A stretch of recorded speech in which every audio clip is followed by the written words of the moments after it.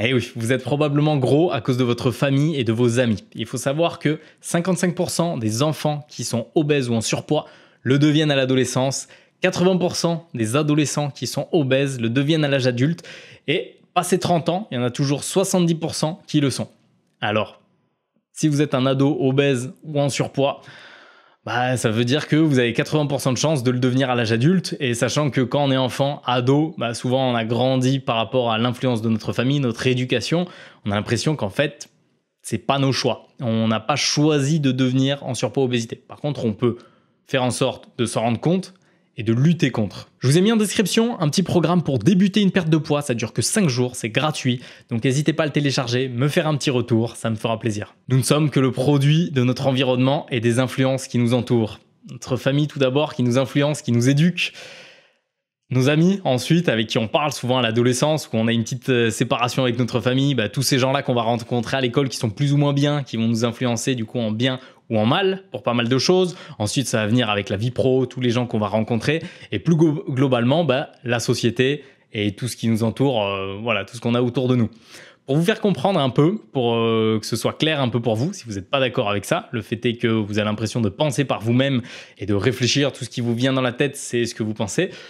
Pour parler juste du sujet précisément, là, de l'obésité et du surpoids, comprenez que les Italiens mangent beaucoup de pâtes et de fromage parce qu'ils sont italiens, parce qu'ils ont grandi dans cette culture, parce que dans le pays, tous les gens mangent des pâtes et du fromage. Donc ça fait que les Italiens mangent plus de pâtes et de fromage.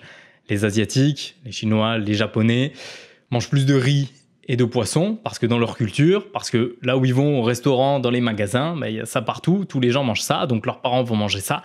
Et donc, si vous êtes asiatique et que vous avez grandi en Asie en particulier, vous avez de grandes chances de manger ça. En France, si vous mangez des pâtisseries, des viennoiseries, c'est parce que c'est en France en particulier qu'on trouve ça de partout dans les boulangeries. Voilà, vous roulez 5 minutes, vous en trouvez une. Et même chose, si vous mangez beaucoup de burgers, que vous croisez des fast-food de partout, c'est parce que en France, on a subi énormément la culture américaine, des fast-food, des burgers, des frites, que ce soit plus ou moins négatif. Mais voilà, c'est pour ça que vous en mangez souvent. Si c'était pas le cas, probablement que vous serez pas intéressé par manger des burgers. Pour parler un peu de l'influence de la famille, je vais vous donner un peu quelques exemples de moi qui peuvent se refléter pour vous. Peut-être que vous allez mettre en miroir un peu ce que je vais vous dire. Les exemples que je vais vous donner, ça va vous parler. Personnellement, j'ai grandi avec tous les matins manger des céréales, un bol de céréales avec du lait et pouvoir me resservir. J'ai grandi comme ça, donc jusqu'à mes 20 ans, voire un peu plus, tous les matins, je l'ai associé avec le petit déjeuner, c'est quelque chose, c'est manger des choses sucrées, des céréales ou des biscuits, des choses comme ça. Donc pendant longtemps, j'ai gardé ça, alors que c'est vraiment pas normal de manger ça au petit déjeuner, de constituer ce petit déjeuner juste sucré.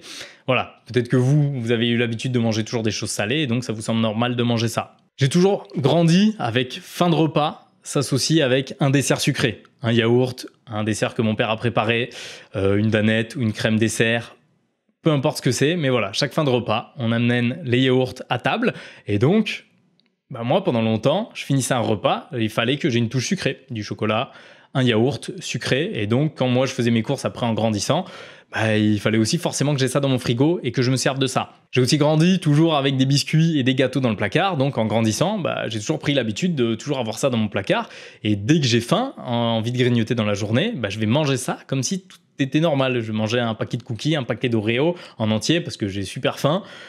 Voilà, c'est resté pendant longtemps. J'ai grandi aussi en mangeant des produits de mauvaise qualité, pas de super qualité, pas tout le temps.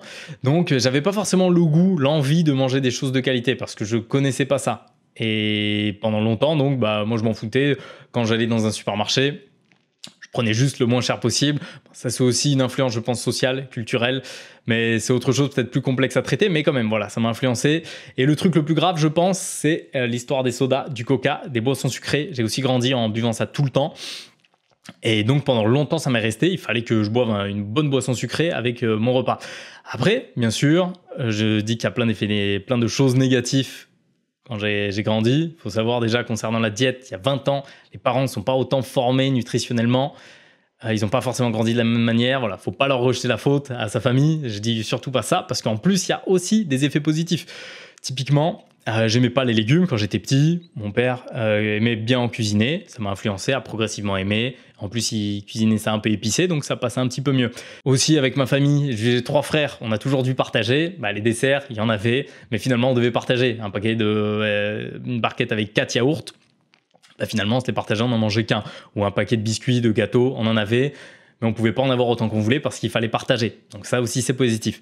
Ensuite, pour parler du sport, c'est vrai que j'ai pas une famille avec une grande culture sportive. Voilà, on était un peu poussé à faire des arts martiaux, des choses comme ça, mais c'était plus l'intellect qui était mis en avant, largement au-dessus de tout, ce qui n'est pas forcément négatif. C'est bien quand même d'être intelligent de ces choses-là. Ça m'a permis d'être celui que je suis devenu, voilà. Hein. Mais au niveau du sport, ce qui m'a aidé, c'était plus la culture de devenir le plus fort, d'être le plus fort physiquement. Mon père et mon frère ont commencé la musculation dans ça, parce il fallait être fort face aux autres, et donc c'est ça qui m'a poussé à faire de la musculation, et à trouver cette passion-là, et à trouver ce travail-là, et à faire ces vidéos-là, et à devenir coach sportif. Donc quand même s'il y a beaucoup de choses négatives, des fois rien que les petites choses positives, peut-être même s'il y en a moins, ça peut avoir une plus grosse influence, je pense. Alors pour vous, parce que je vous ai beaucoup parlé de moi, peut-être qu'en grandissant, vous avez toujours eu à table des choses pas bonnes, comme de l'huile d'olive, des mayonnaises, des sauces, à vous resservir autant que vous voulez. Donc en grandissant, à chaque fois que vous allez à table, vous allez toujours mettre ça à côté de vous pour vous servir.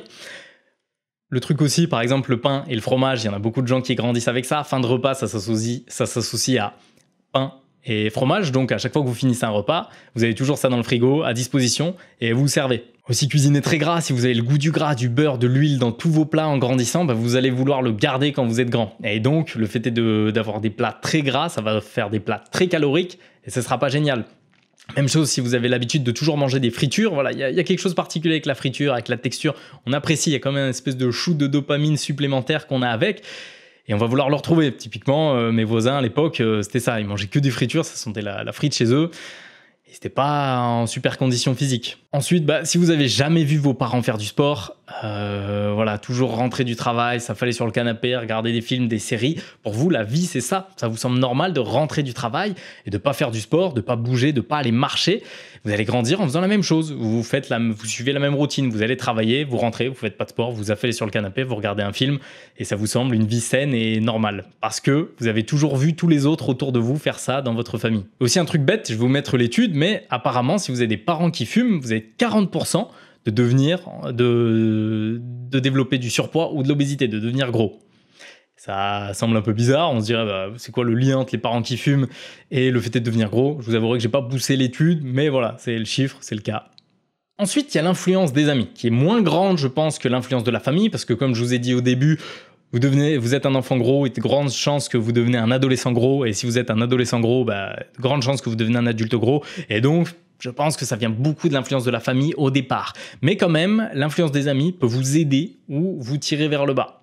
Tout simplement, pour vous faire comprendre, si vous avez des amis qui mangent toujours au fast-food, qui tous les soirs vous proposent d'aller manger dehors, des burgers, des mauvaises choses, pour rester avec eux, vous allez être tenté de faire ça. L'exemple aussi classique vis-à-vis de l'alcool, si vous avez des amis qui vous poussent à boire, à vous dire viens on va en soirée, viens on se fait une soirée, ils ramènent toujours de l'alcool, pour eux ça leur semble normal de boire de la bière et du vin, etc. à chaque repas ou de la vodka, vous allez faire pareil parce que vous allez vouloir suivre vos potes, vous n'allez pas vouloir vous séparer de votre groupe parce que c'est important, c'est des choses qu'on a besoin de sociabiliser avec les autres pour se sentir bien et on ne veut pas se sentir rejeté. Si vous avez des amis qui critiquent telle ou telle bouffe, je vais vous donner un exemple bête, mais si vous avez un ami tous les jours, on ne sait pas pourquoi, qui vous rabâche que manger des légumes, c'est pas viril ou autre, même si vous le pensez pas, progressivement, à force de l'entendre, vous allez l'intégrer, vous allez vous dire « Ah non, du coup, vous allez pas oser peut-être lui dire le contraire, du coup, manger des légumes devant lui. » Bon, c'est un exemple bête, mais c'est pour vous faire un petit peu comprendre. Après, ça va dépendre dans quel profil vous êtes. Il y a des gens qui sont plus ou moins influençables, il y a un spectre, du coup, des gens qui sont très influençables, plus ou moins, etc.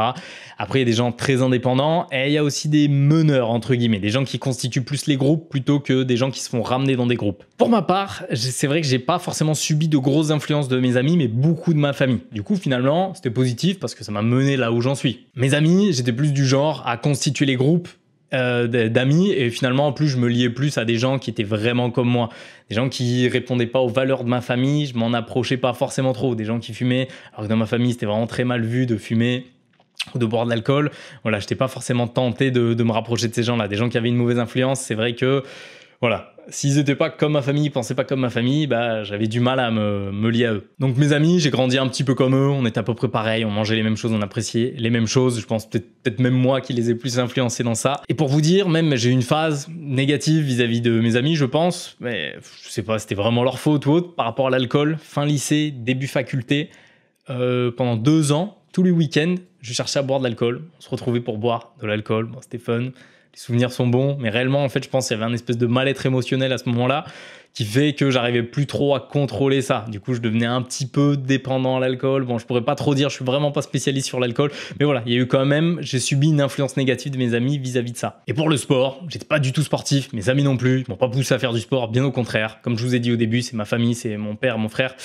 Il y a aussi mon grand frère qui faisait beaucoup de sport, qui m'ont poussé du coup à faire du sport et cette culture d'être le plus fort. Bon, vous êtes peut-être rendu compte que vous êtes influencé, que vos comportements, ce que vous mangez, le sport que vous faites, la manière de vivre est influencée par votre famille et vos amis.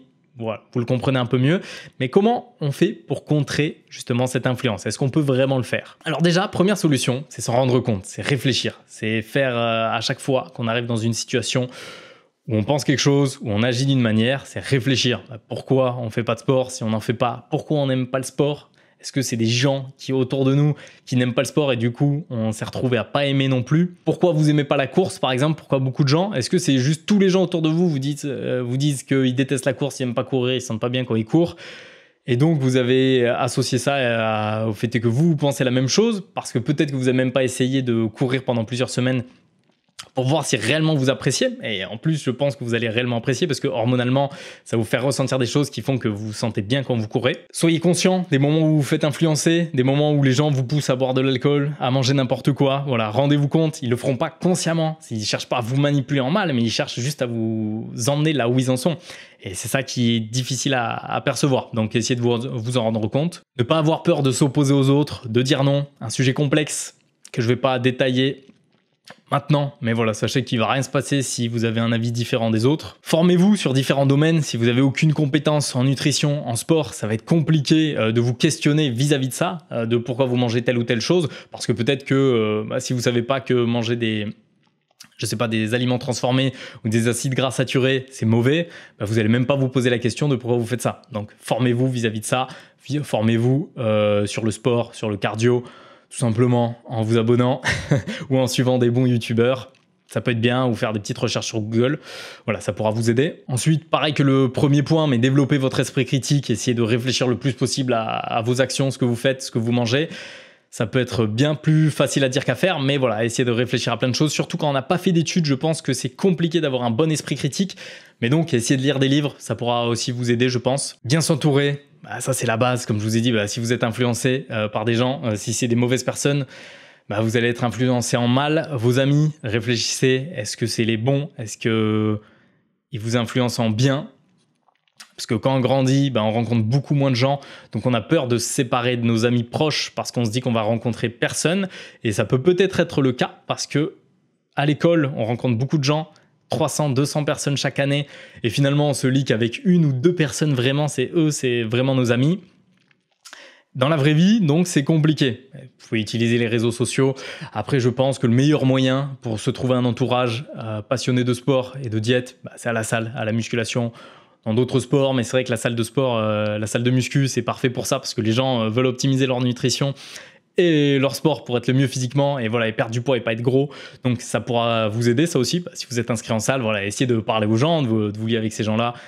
Des gens même des gens sympathiques, réfléchissez pas forcément à trouver des gens qui vont vous aider sur ça. Juste parlez aux gens et vous verrez, vous ferez le tri après. Pour la famille, par contre, ça va être plus compliqué. On peut pas se séparer de sa famille.